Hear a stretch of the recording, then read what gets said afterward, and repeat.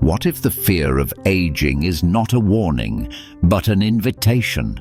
What if the quiet anxiety you feel when you notice time passing, when your body changes, when your energy shifts, when the future feels closer than the past, is not something to run from, but something gently asking for your attention?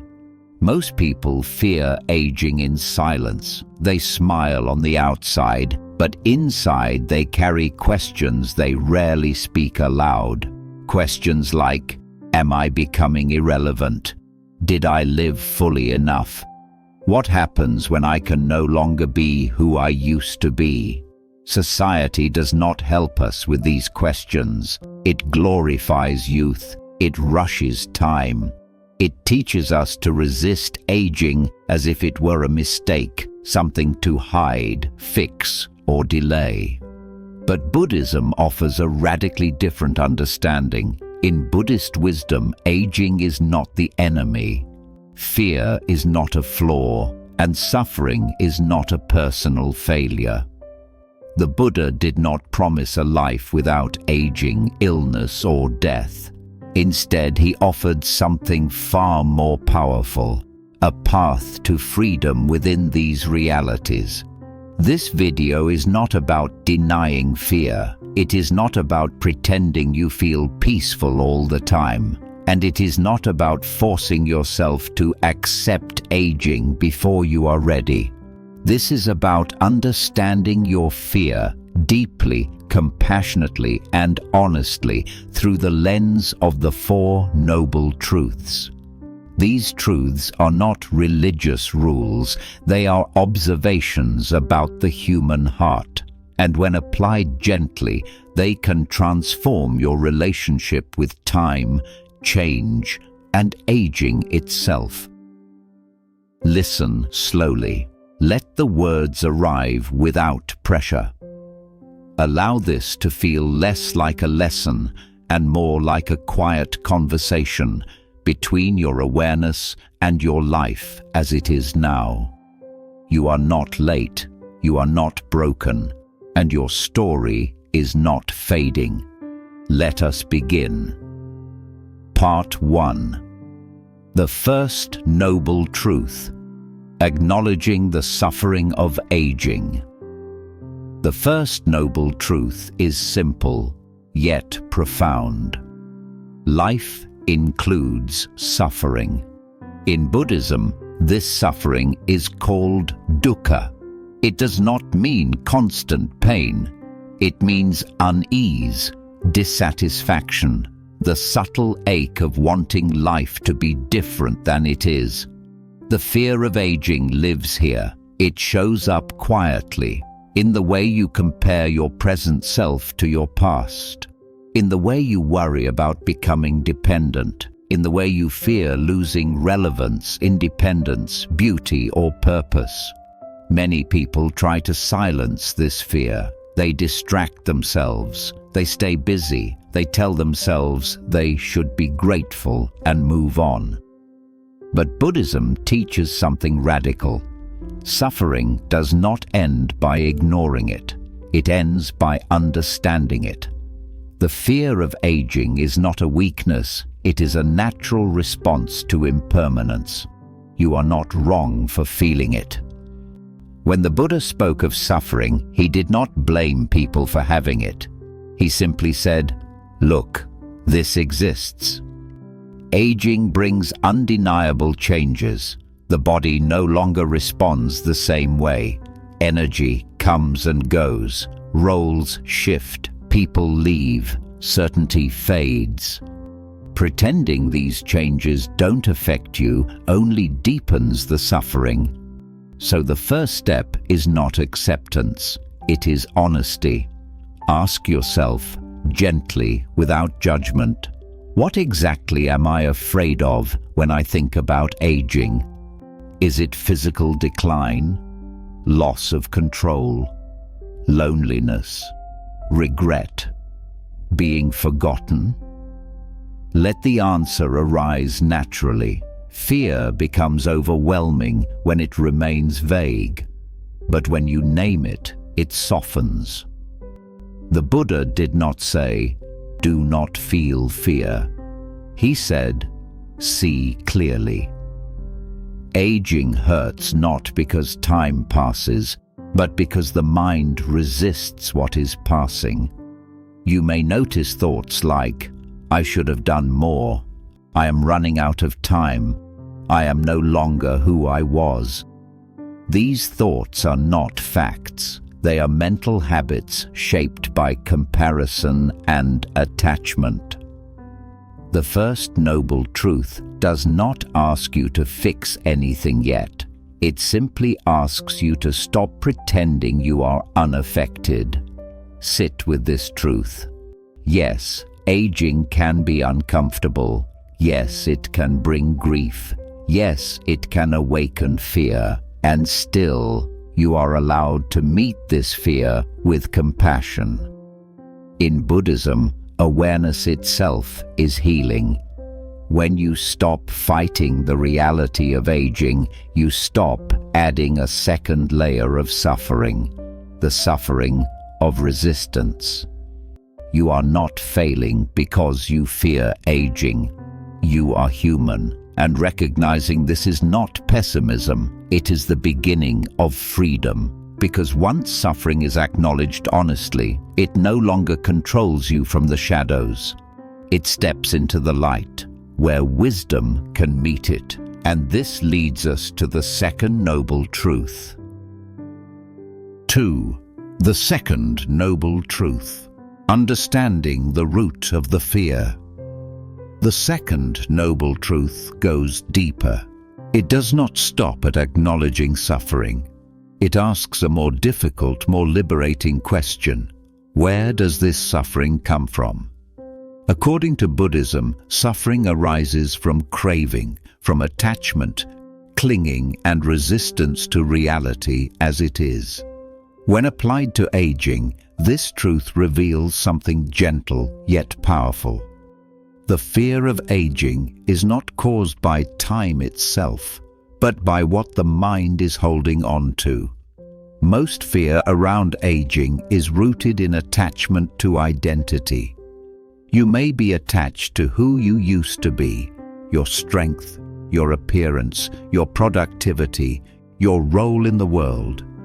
You may be attached to how others once saw you, or how you believed life was supposed to unfold. When those images begin to shift, the mind panics, not because something terrible is happening, but because something familiar is dissolving. The mind says, "If I am not that anymore, then who am I?" And in that question, fear grows. There is also attachment to control. Aging reminds us that not everything bends to our will. The body changes without asking permission. Energy comes and goes. The future becomes less predictable. The ego finds this deeply unsettling because it survives on the illusion of control. When that illusion weakens, fear rushes in to defend it. You may notice thoughts like, "I need to stay ahead," or "I can't afford to slow down," or "If I lose this, I lose myself." These thoughts are not truths. They are attempts to hold on to certainty in an uncertain world. Another root of the fear of aging is attachment to comparison. Society trains us to measure our worth against youth, speed, novelty, and visibility. When the external world values what is new, aging can feel like disappearance. The mind absorbs these messages quietly over time. You may find yourself comparing your present to someone younger or to your own past without realizing how deeply this habit feeds suffering. Buddhism teaches that comparison is a form of craving, the craving to be other than what you are. And craving always leads to dissatisfaction, no matter how justified it feels. The Buddha did not say attachment is wrong. He said it is understandable. The mind clings because it wants safety, it wants continuity, it wants assurance that you matter. But when you cling to what cannot stay the same, fear becomes inevitable.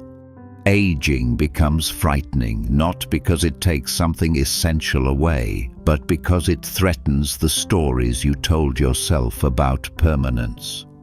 There is also a quieter attachment hidden beneath fear, attachment to time itself. The mind believes there is not enough time, or that time is running out. This creates urgency, regret, and anxiety. You may feel pressured to make aging meaningful, peaceful, or enlightened as quickly as possible. But this, too, is craving. The craving to resolve life instead of live it.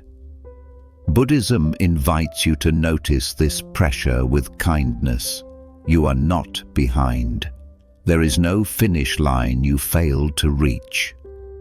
Understanding the second noble truth means recognizing that the fear of aging is not a single emotion.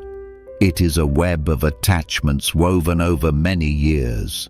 Attachment to identity, attachment to control, attachment to comparison, attachment to time. When you see this clearly, something shifts. The fear begins to feel less personal, less like a flaw, more like a natural response to clinging in an impermanent world. You do not need to force these attachments away. Buddhism never asks for force, it asks for awareness. Simply noticing this fear comes from holding on already loosens its grip. When you see the mechanism of suffering, you are no longer trapped inside it. You become the observer instead of the victim. Take a moment now and reflect quietly. What am I afraid of losing as I age? What part of my identity feels threatened? What expectations am I clinging to that no longer fit my life? Let these questions sit without urgency. There is no correct answer. There is only honesty. The second noble truth does not judge you for attachment. It simply shows you the cause, so you are no longer confused by the effect. And when the cause is seen clearly, a new possibility emerges, the possibility that fear does not have to dominate your relationship with aging. This brings us gently to the third noble truth, where something hopeful begins to unfold. 3. The third noble truth, the end of fear is possible. The third noble truth offers something quietly radical.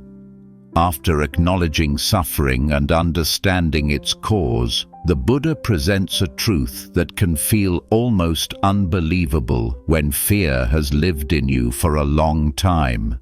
Suffering can end, not through denial, not through fighting reality, but through release.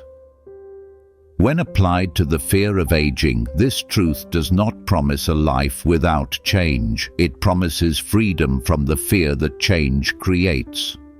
The end of fear does not mean you will never feel uncomfortable about aging again. It means aging no longer controls your inner life. The mind stops tightening around time. The heart stops bracing against the future. You begin to experience aging as movement, not as threat. This shift happens when attachment loosens and awareness deepens. In Buddhism, the ending of suffering is called nirodha. It is not an achievement, it is a natural result. When craving fades, suffering fades. When clinging releases, fear softens. This means the fear of aging is not something you must conquer. It dissolves when it is no longer fed. Imagine holding sand tightly in your fist. The tighter you grip, the more it slips through your fingers. Aging is like this. The more desperately you try to preserve youth, certainty, or control, the more anxious you become. But when you open your hand, the struggle ends. The sand rests where it is. Nothing is lost. The tension simply disappears. The third noble truth invites you to experience who you are without clinging to who you were. This can feel unfamiliar at first. The mind may ask, if I let go of these identities, what remains? Buddhism answers softly, what remains is awareness, presence, and peace. You are not reduced when attachments fall away. You are revealed. As attachment loosens, something surprising happens. Aging begins to feel less personal. Instead of thinking, this is happening to me, you begin to see aging as a universal process. Every living being moves through time. Every form changes. When you stop isolating your experience, fear loses its sharp edge. You realize you are not being singled out by life. You are participating in it. The end of fear also comes from understanding that you are not your thoughts about aging. Thoughts arise automatically, shaped by memory, culture, and habit. They say things like, I am becoming invisible, or my best years are behind me. But these are mental events, not truths. When you stop believing every thought, space opens. In that space, fear has less ground to stand on. There is deep relief in this truth. You no longer have to convince yourself that aging is beautiful or meaningful every moment. You simply stop arguing with reality. You stop negotiating with time. And in that surrender, peace begins to appear naturally. The third noble truth also reveals that joy is not lost with youth. It simply changes form. The excitement of becoming is replaced by the depth of being. Instead of chasing experiences, you begin to inhabit them fully. Instead of proving your worth, you rest in it. This is not a lesser joy. It is quieter, steadier, and more sustainable. You may notice moments when fear loosens on its own, perhaps when you are fully present with someone you love, or when you are absorbed in a simple activity, or when you feel gratitude without trying to. In these moments, aging disappears, time softens, you are simply alive. These moments are not accidents. They are glimpses of what life feels like without attachment. The Buddha did not describe enlightenment as becoming extraordinary. He described it as the ending of unnecessary suffering. When fear of aging fades, nothing dramatic needs to replace it. There is just ease. There is room to breathe. There is acceptance without resignation. It is important to understand that the end of fear is not something you force yourself into. You do not repeat affirmations until fear disappears. You do not shame yourself for feeling anxious. You allow fear to arise, observe it, and let it pass without feeding it. This gentle non-participation weakens fear over time. There may still be moments of sadness when you notice change, moments of grief for what has passed. Buddhism does not deny this, but grief without resistance becomes tenderness. Sadness without clinging becomes wisdom. Aging, seen clearly, opens the heart instead of closing it. The third noble truth reminds you that peace is not waiting at the end of life. It is available when you stop fighting life. You do not have to wait until fear is gone to live well. You live well by not letting fear dictate how you relate to yourself. Sit with this understanding. The fear of aging is not permanent. It is conditioned, and what is conditioned can change. When you stop feeding fear with attachment, comparison, and resistance, it naturally weakens, and in its place, something simpler appears. Presence, clarity, a quiet sense of belonging in your own life. This truth prepares you for the fourth noble truth, where the Buddha offers not a philosophy but a practical path, a way of living that supports this freedom, day by day, breath by breath. 4. The fourth noble truth, the path that transforms your relationship with aging. The fourth noble truth is where understanding becomes lived experience. After recognizing suffering, seeing its cause, and realizing that freedom is possible, the Buddha offers a path, not as a set of rigid rules, but as a way of relating to life that gently reduces fear. This path is traditionally called the Noble Eightfold Path, but here we will explore it in a way that speaks directly to the fear of aging, in a way that can be practiced quietly in everyday life. The first element of this path is right understanding. This means seeing aging clearly, without distortion. Aging is not a personal failure. It is not a punishment. It is not evidence that your value is fading. It is simply the nature of embodied life. When you understand this deeply, you stop asking, "Why is this happening to me?" and begin to say, "This is what it means to be alive." Fear softens when life is no longer taken personally. Right understanding also means recognizing that peace does not come from controlling outcomes, but from aligning with reality. You cannot stop time, but you can stop fighting it. Each time you remind yourself that change is natural, you remove a layer of tension from your experience. Over time, this understanding becomes embodied. It moves from idea to felt truth. The second element is right intention. Intention shapes how you meet aging. You may not control what happens to your body or circumstances, but you can choose your inner orientation.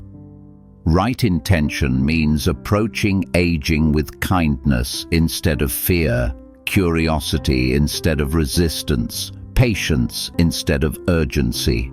It means quietly committing to not harming yourself with harsh inner dialogue. Each gentle intention weakens the habit of fear. Next is right speech, which includes the way you speak to yourself. Many people unintentionally reinforce fear by the language they use. "I'm too old for this. I'm past my prime. It's all downhill from here." These phrases may feel harmless, but they shape perception. Right speech invites you to notice these patterns and soften them. You do not need to replace them with forced positivity. Simply speak more truthfully.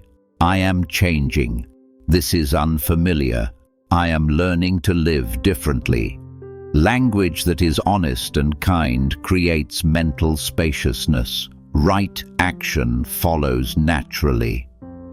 This is about living in a way that supports peace rather than anxiety.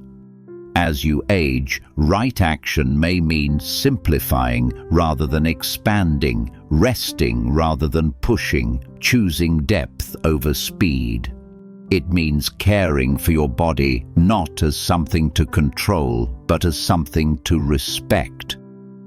Gentle movement, nourishing food, and adequate rest become acts of wisdom, not attempts to fight aging.